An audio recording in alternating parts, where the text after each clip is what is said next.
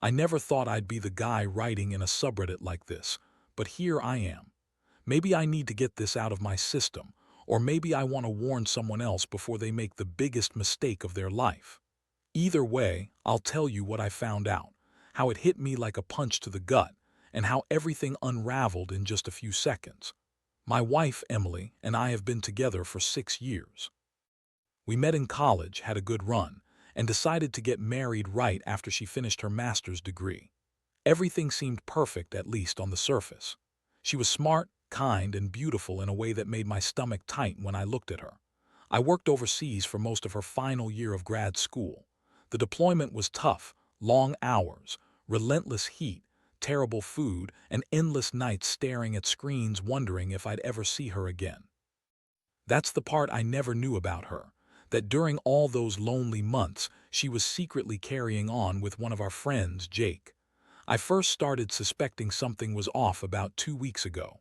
Emily had been acting distant, distracted. I'd catch her scrolling her phone more than usual, and the way she'd quickly put it down when I entered the room made my stomach twist. I thought she was just stressed or maybe busy with work. But then I noticed she started locking her phone at night, even though she'd never bothered before. She'd also brush off my questions or change the subject when I pressed her about who she was texting. One night, I couldn't hold back anymore. I sat on our bed pretending to read while she was on her phone texting. Her fingers moved quickly and her face was tense. I saw the name pop up on the screen, Jake.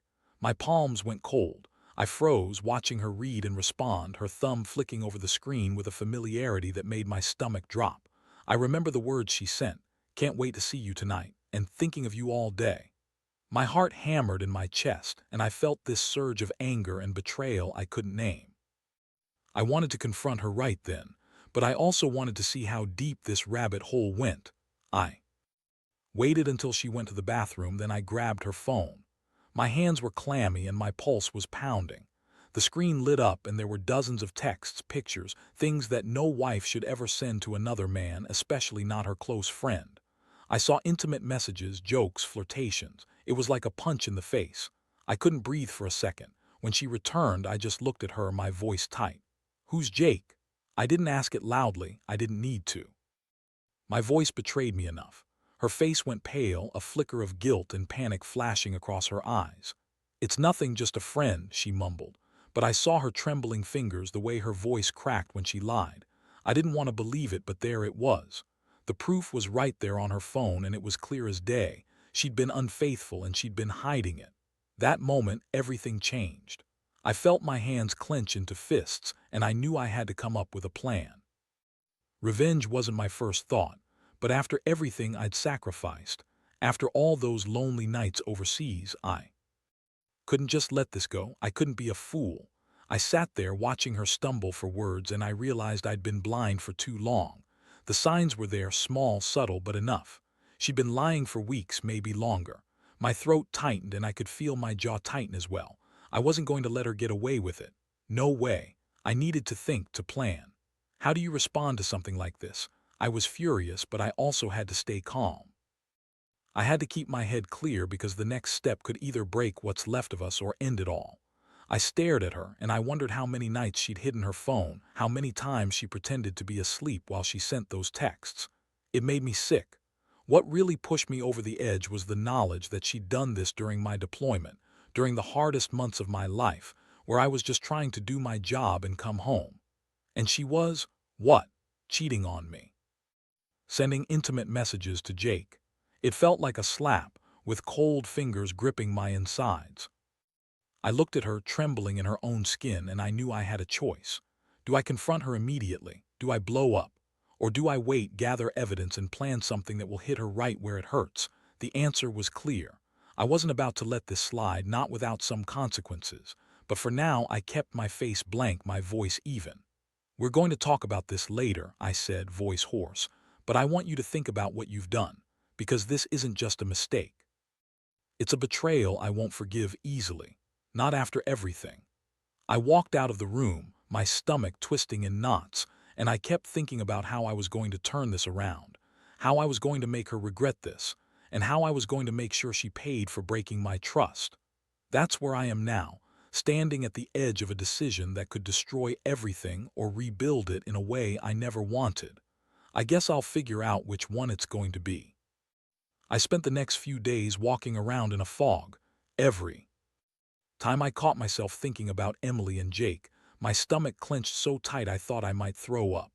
I couldn't believe she'd done this, right under my nose, during the months I was risking my life for her. It felt like I'd been punched in the gut repeatedly, and yet I knew I needed a plan. I couldn't just rush into anything. Not yet. I started stalking her phone logs, looking for any other signs, any other contacts I should be aware of. I wanted to understand just how deep this went. I checked her social media, her texts, her call history. Nothing but Jake. Then I found something that made my blood run cold, a text exchange from the night before I found her phone. It wasn't just flirtation, it was planning, almost intimate in its tone. She was telling him about our plans, about how much she missed him, and how she couldn't wait to see him again. That was the moment I realized this wasn't a mistake. It was a full-blown affair. I knew I had to get evidence. I wasn't about to confront her without proof, so I set up a little thing, an old phone I had lying around. I installed a discreet app on it and I left it on her nightstand, not that she'd notice. I wanted to catch her in the act, to prove to myself that I wasn't losing my mind. I had to do this carefully, quietly. I didn't want her to suspect I was onto her. That night I sat in the dark, listening to the sounds of her breathing, trying to stay calm. Every minute felt like an eternity. Eventually, I saw her reach for her phone. My palms were sweaty, my heart was pounding in my ears. She unlocked it and I could see her fingers fly across the screen.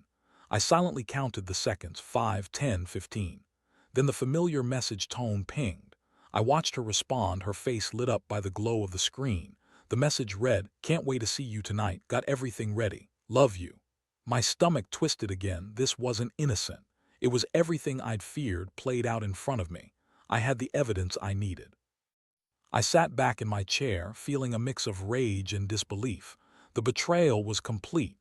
The next morning, I confronted her, quietly, coldly. "I looked through your phone," I said.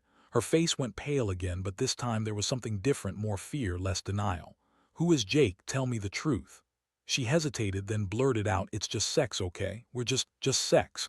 Is that what you call it when you're sexting someone behind my back during my deployment, while I was risking my life?" I cut her off, my voice rising. "You sent him intimate texts, pictures, everything. How long has this been going on?" She looked down, tears threatening to spill. "Since a few months ago. I didn't mean for it to get out of control. I was lonely and I don't know, I guess I just got caught up." Caught up, that's all she had to say, that she was lonely. I felt my hands shake. I wanted to punch something, scream at her, but I kept my composure. "You're supposed to be my wife. Trust is supposed to be sacred." I took a deep breath, feeling the tightness in my chest. "You've betrayed me and I need to decide what's next." I wasn't just angry, I was furious. I'd sacrificed so much for her. I wanted revenge, but I also wanted her to feel the pain she'd caused me. I knew I had to be clever about this. No reckless moves. I needed a plan that would hit her where it hurt, make her suffer, but keep me in control. So I sat her down and told her I needed some time to think. I said I wasn't sure if I could forgive her, but I'd consider the future. That was the lie I told myself. The truth was, I'd already started plotting. She had no idea what I was capable of, especially now that I had her weakness, a secret she'd been hiding so well until now. I thought about Jake, about how unfaithful she'd been, and how much I hated being the fool who'd trusted her all these years. I decided I'd need to make her pay, not through tantrums or shouting, but with precision. I wanted her to feel her betrayal in every nerve of her body, to understand that she'd crossed a line from which there's no turning back. For now, I watched her cry, her shoulders trembling, and I felt nothing but a cold resolve settle inside me. I would get revenge, I decided, not by destroying her completely, at least not yet, but enough to make her regret the day she ever thought she could betray me. I had a plan forming and it was going to change everything. But before I did anything, I had one last thing to do. I needed one more piece of proof, something undeniable. I had to set the trap, wait for her to step right into it. That's when I knew my move would be decisive. When I finally acted, everything was going to change forever. The days that followed felt like walking through a fog of anger and cold calculation. I stayed silent, watching her every move, waiting for the perfect moment. I kept the evidence hidden but ready. My plan was starting to take shape. I knew I needed something more than just her texts. I needed to catch her in the act, or at least have something irrefutable. The kind of proof that wouldn't let her deny it, no matter how much she tried. One evening, I came home early from work. I'd set up a small, hidden camera in the corner of our living room, aimed at the front door. It was a simple device, just enough to record her movements if she tried to sneak out or bring someone in. I wanted to see if she'd slip up when I wasn't around. I kept my phone close, ready to hit record at a moment's notice. I remember the air in the apartment being thick with tension. My palms were clammy, and my stomach twisted so badly I thought I might throw up. I kept my eyes on the door, waiting for her to come home. When she finally did, she looked nervous, her face a little too blank. She bypassed me, headed straight to the bedroom, and tried to act as if everything was normal. I sat in the living room, pretending to watch TV, but I kept my ears open. I could hear her moving around, her footsteps quick and nervous. At one point, I caught her whispering to someone on her phone, probably Jake. Her voice was hushed, but I caught enough to know she was still in contact. I pressed record, my finger trembling slightly. Then she left the apartment. I waited until I was sure she was gone, then I checked the footage. Sure enough, she'd slipped out with her phone in hand. I saw her meet someone outside, a shadowy figure I couldn't clearly identify. They got into a car and she handed over her purse to the person.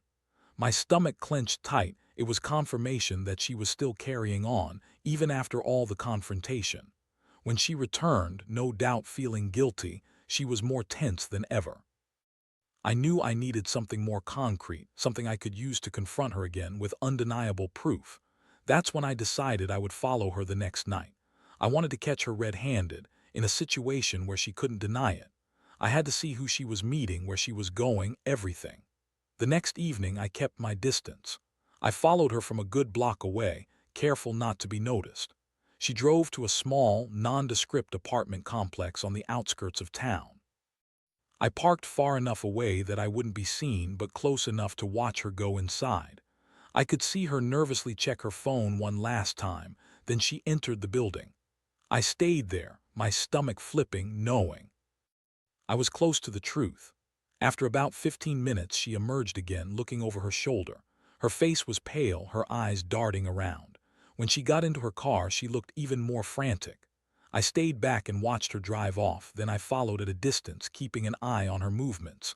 She drove to a secluded park, a place I remembered from earlier conversations, somewhere they'd talked about meeting up to be alone. I parked a few blocks away, hiding behind some trees.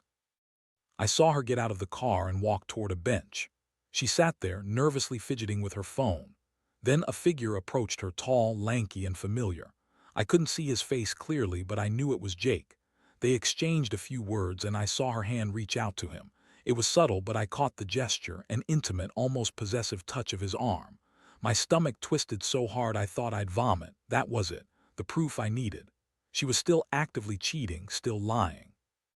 I had everything now, her texts, her secret meetings, her betrayal.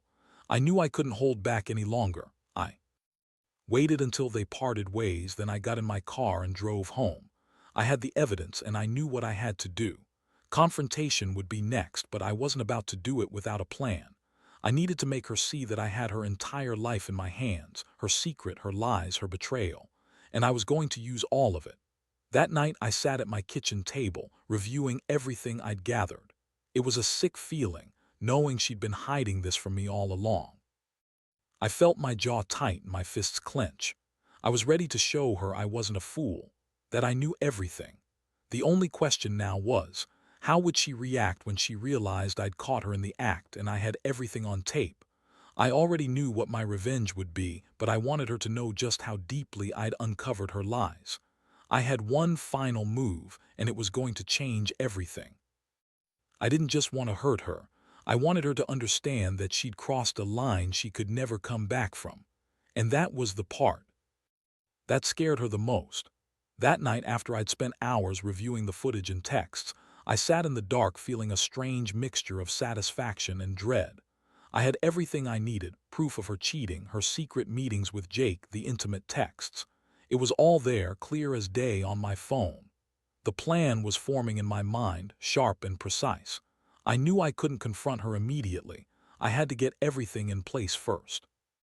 I spent the next day acting as normal as possible, masking my simmering rage and determination behind a calm exterior. I didn't want her to suspect anything, but inside I was carefully plotting my next move, timing it to hit her when she'd least expect. I needed her to realize I wasn't just hurt, I was furious and in control. I wanted her to feel how betrayed I was, how deep my revenge would go. Late that evening, I made a call. It was to a private investigator I'd found online, someone who specialized in infidelity cases.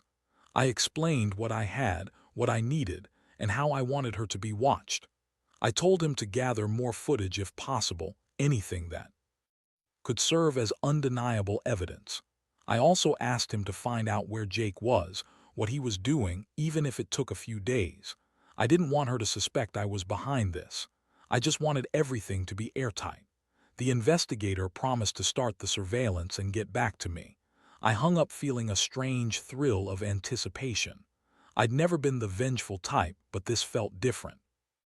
This was justice, payback for all the nights I'd spent alone, the sacrifices I'd made, and the trust I'd betrayed. A few hours later, I received a text from the investigator. It confirmed what I already suspected. Jake was meeting her regularly. They had a routine, a pattern, and Jake was oblivious to being watched. That just made me angrier. How could she do this right under my nose? How could she look me in the eyes and lie? I knew what I had to do next. The following night, I was going to confront her with what I knew. I'd do it when she was alone, in a moment where she couldn't deny the truth. I wanted her to see that everything I'd uncovered was real, nothing left to chance or doubt. I was going to give her a taste of her own medicine, make her realize how close I was to exposing her completely. That evening, I sat on the couch, trying to stay calm but feeling my adrenaline spike. My palms were sweaty again and I could feel my jaw tighten. Outside, the world was quiet, but inside, my mind was racing. I kept replaying all her lies, all her secret meetings, the texts, everything. I was determined to make her see that I knew everything and I wasn't going to let her slip away without consequences. When she finally came home, I greeted her with a calm, cold tone. "We need to talk," I said simply. Her eyes widened just slightly. She knew I was serious. She tried to act casual, but I saw the flicker of panic in her gaze. She sat across from me, nervously twisting her hands. I looked her straight in the eyes. "I've seen the messages. I know about Jake. The meetings, the texts. Everything." Her face went pale, and for a moment she opened her mouth to speak, but no words came out. I continued, voice steady but edged with fury. "You thought you could hide this. You thought I'd never find out, but I did, and I'm not the fool you thought I was." Her voice cracked. "It's not what it looks like." "Oh, I think it's exactly what it looks like." I cut her off. "You've been lying to me for months. During my deployment, you were unfaithful, and you continued to see him behind my back." I let my voice drop into a low growl. "You think I'm just going to forgive you? Think again." Her eyes filled with tears. "Please, it wasn't supposed to go this far. It was a mistake." "Save it," I snapped. "You made your choices and now I'm making mine. I've got everything on video, every message, every meeting. You can lie all you want, but I hold the truth now." Her shoulders shook, but she didn't speak. I could see the panic in her eyes, the realization that I'd already won. I had her entire life in my hands, and I was about to show her just how much control I had gained. I stood up slowly, feeling a strange calm settle over me. "You're leaving," I said quietly. "Tonight, pack your things and don't come back." I handed her a set of keys. "Here's your car keys. I want you gone by the morning." She looked at me defeated, tears streaming down her face. "You're doing this because you're angry. Just give me a chance to explain." "There's nothing left to explain," I said coldly. "You crossed a line no one should ever cross, and I'm not going to be your fool anymore. You want to run to him, run. But know this, I'm done. Done pretending I didn't see, didn't know, done forgiving." I turned and walked out of the room, leaving her crying and trembling. The moment was perfect. I knew I'd made her realize just how completely I'd taken control of the situation. As I grabbed my keys from the counter, I felt a strange mixture of relief and cold satisfaction. It was over. She was leaving and I had won. That's when I knew the real game had just begun. Taking back control wasn't just about ending the relationship. It was about making her regret the day she ever betrayed me. And I was going to make sure she never forgot it. The morning came faster than I wanted, but I was oddly calm. No panic, no second guessing, just a clear sense that I'd finally taken control. I watched her pack her bags in the corner of the apartment, her hands trembling, eyes red-rimmed from crying.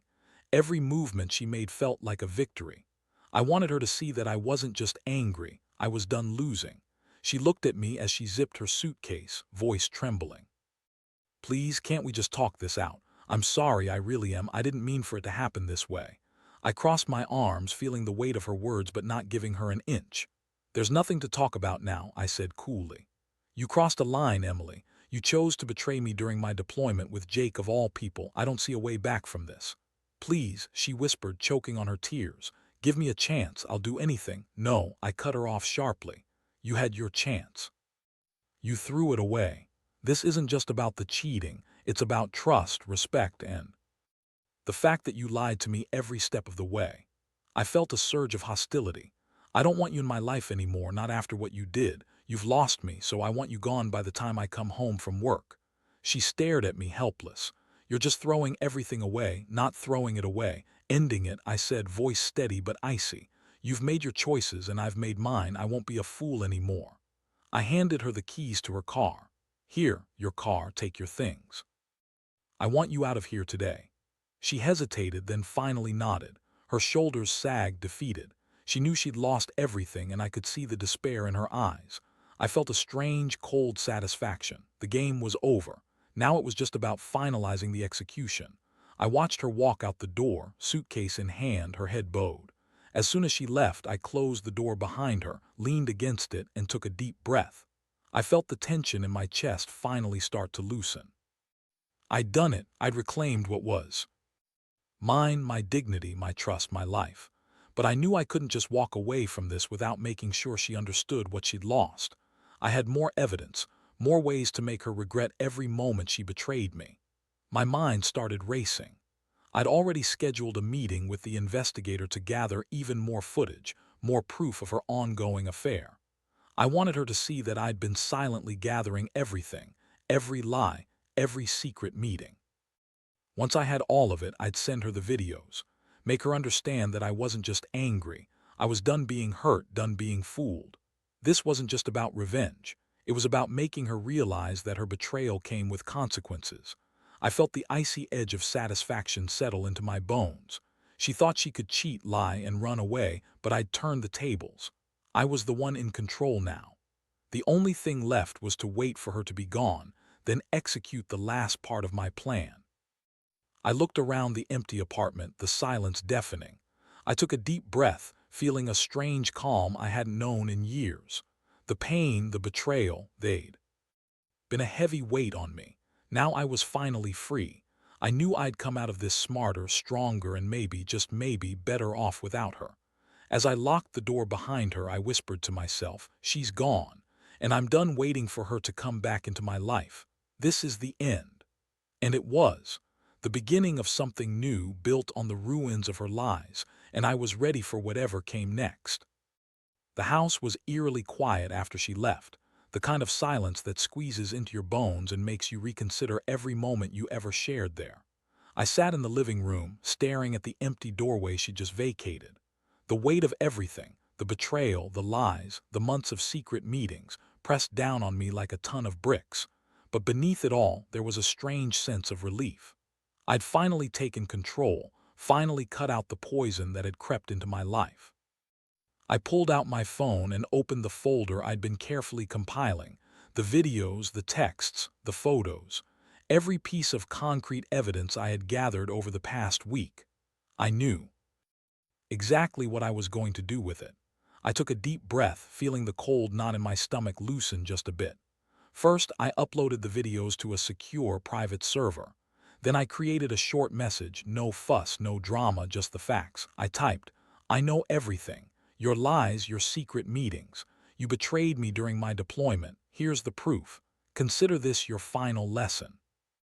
I attached the files, checked that everything was secure, and then with a quick tap sent it all to her email. Watching her face when she saw those videos, the shock, the shame was almost worth all the pain. Almost. That was the moment I knew she'd truly lost control. She had been confident, smug even, thinking she could get away with it. But now she was exposed, vulnerable, and alone. I didn't stop there. I printed out screenshots of her messages, the ones where she'd flirted and planned with Jake. I kept a copy for myself and made a few copies to leave in places she'd find. Her work bag, her purse, even tucked inside her favorite book on the shelf. That way, she'd always remember exactly what she'd done, every lie laid bare. Later that evening, I went to her favorite coffee shop. I left the printed screenshots in her usual spot on the table. It was a small, symbolic gesture, a way to say, "You thought you could hide this, but I found you out. I saw everything." I knew she'd see them sooner or later, and I wanted her to feel the sting of her own betrayal, to understand how deeply she'd lost my trust. When she finally called me, her voice trembling, I answered coldly. "You're out of options, Emily. Everything's out in the open. You can't lie your way out of this anymore." I didn't give her room to plead, I just let the silence do the work. She knew I wasn't messing around. That was the final piece. I took my keys, packed a small bag, and left the apartment for good. I didn't look back. The place that once held our memories, our dreams, it was now tainted beyond repair. I handed over the keys to the landlord, told him I was moving out permanently. It was over. No more pretending, no more lies. I was finally free. As I drove away, I felt a strange sense of calm wash over me. I'd been broken, betrayed, humiliated, but I'd also reclaimed my dignity. I turned the tables on her, and in doing so, I learned something important. Sometimes, the only way to move forward is to face the darkness head-on, to confront the lies and betrayal with clarity and resolve. Looking back, I realized that revenge isn't about destruction. It's about reclaiming your power, understanding your worth, and making sure the other person understands they've lost more than they ever thought possible. Emily thought she could cheat, lie, and walk away scot-free. But she learned that betrayal leaves scars, and the truth always finds its way to the surface. So, to anyone out there going through something similar, hear this. Never doubt the power of truth. It might take time, patience, and some careful planning, but ultimately, honesty and integrity will outshine deception. And when that day comes, and it will, you'll find that standing tall, even after everything falls apart, is the real victory.